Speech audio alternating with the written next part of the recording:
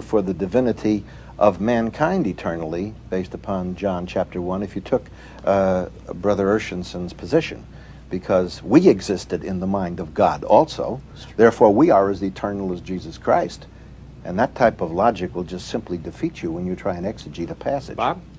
Well, it's interesting that he should say that that the Word was with God would indicate that it had to be face-to-face with God. Job said with him were wisdom and power, and yet wisdom and power are not persons in the Godhead. They're not persons. And so...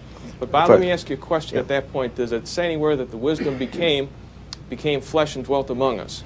I believe that Jesus was the wisdom of God. Dr. Martin mentioned that they handled the word of life. What they handled was the flesh of Jesus Christ, and that flesh of Jesus Christ was not with God in the beginning. Okay, but what do you make of the fact that something was with God? You're saying that it's impersonal? Well, you've said something was with God, and John 1:1 said something was with God. But verse 2 says he was there. All right. It doesn't matter. In the beginning was the Word was with God, and the Word was God. What was with God? Was it a collateral person? If so, we fling ourselves right in the face of the entire revelation of the Old Testament, the Shema of Israel. Hear, O Israel, the Lord our God is one Lord. We divide him into persons, and we say that with God, in the beginning, were collateral persons, when God, throughout the Old Testament, says there was nobody with him. But do you deny that in verse 2 and 3, he was with God, all things were made by him? Doesn't that refer back to the Word? It refers back to the Word, but when you say him, all things were made by him, things were made by the Word in respect to the fact that God spoke the worlds into existence. They were made by the Word in respect to the fact that all things were made through him, with him in view, with reference to him, on account of him, because of him, that God did all of his creating in the world with Christ in view, with the future manifestation of himself in view. We would not see... Okay. If I could just say, go ahead. It would have been a simple thing for God in the beginning to have solved the controversy by saying, in the beginning was the Son, and the Son was with God. In the beginning was the second person in the Trinity, and the second person in the Trinity was with God. Whatever was back there was with God, not with God the Father, but with God. If it had said that the Word was with God the Father, then we'd have the two persons in the Trinity. But it said the Word was with God, with God. Cal? What he's attempting to argue, of course, is that you've got a contradiction when you call the Word a person who is distinct from some other person who is God, and then say that they're the same God. But in fact, he's stuck logically with the same kind of contradiction when he makes the word word refer to some impersonal principle like wisdom, or an impersonal characteristic or attribute like wisdom.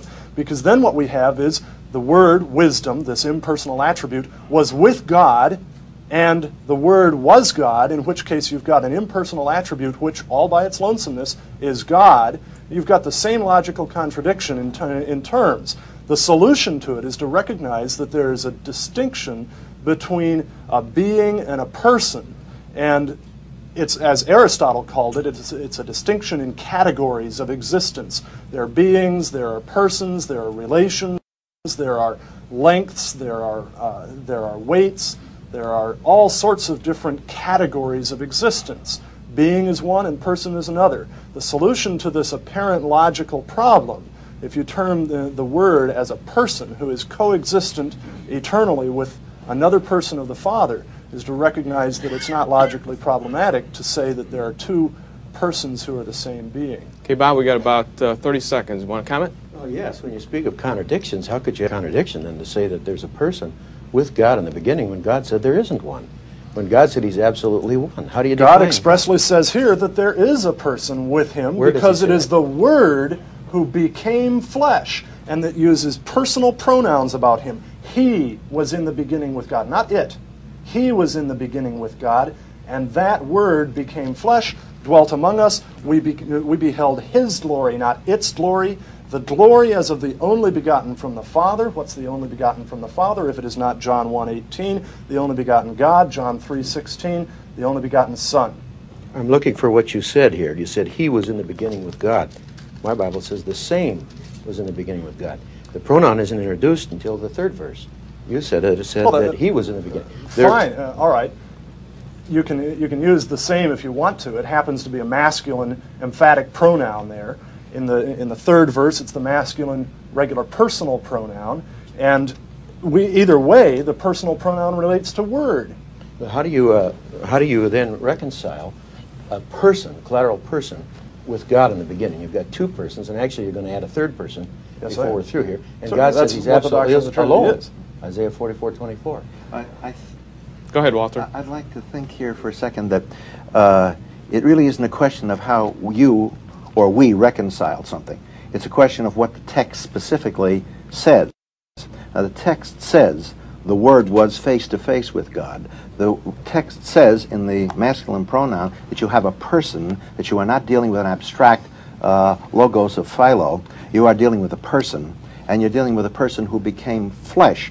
Now, what interests me is that when you get to the book of Hebrews, chapter 1, you are dealing, that's a very good passage to go to, you are dealing with the subject of a dialogue that takes place, which is before the incarnation. Before the incarnation. When He was bringing the first begotten into the world, He said, "Let all the angels of God worship Him." And of the Son, He says, talking to the Son, "Thy throne, O God, is forever and ever. A scepter of righteousness is the scepter of Thy kingdom." So, if you're going to take the Hebrews passage literally, and we are to interpret literally unless we have reason from the context not to, there was a dialogue going on between somebody who was with God the Father.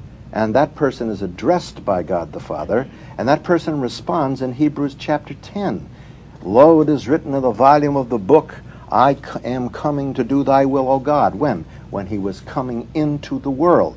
Now, you're not talking incarnation with the human nature of Jesus being the dialogue. You're talking now with a pre-existent personality talking to the Father.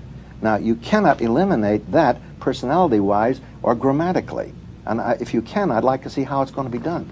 Let me ask you, is that personality that's talking to the Father the Son, the eternal Son of God?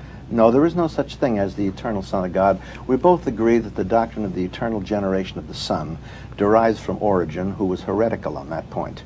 So we don't have to bother with that. I just want you to tell me how grammatically you are going to escape the force of the fact that before the incarnation there is a dialogue. Now explain the dialogue. Excellent.